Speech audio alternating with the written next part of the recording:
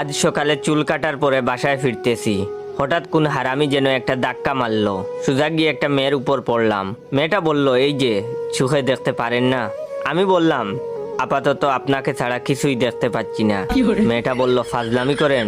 আমি বললাম, আপনি আমার বউ না বেআইন লাগেন যে আপনার সাথে ফাজলামি করব? মেয়েটা বলল, স্টুপিড একটা। আমি বললাম, আমার মাও তাই বলে।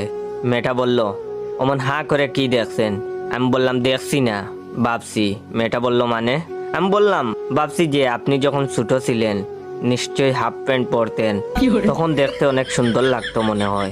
মেয়েটা বলল, সি, অসভ্য কোথাকার। আমি বললাম, আমার বান্ধবীরাও তাই বলে। মেয়েটা বলল, উফ, বিরক্তিকর। আমি বললাম, আমার ছোট ভাইও তাই বলে। এবার মেয়েটা বলল, ইস, আপনি যে কি না। আমি বললাম, কি? মেয়েটা বলল, হারামি একটা। আমি বললাম, আমার বন্ধুরাও তাই বলে। মেয়েটা বলল, উফ, ইডিয়েট একটা। আমি বললাম, আমার স্কুলের ম্যাডামও তাই বলে। মেয়েটা বলল, ফালতু। আমি বললাম, জানি তো, অনেকেই বলে। মেয়েটা বলল, আপনাকে এসব কথা যে বলি আপনার গায়ে লাগে না?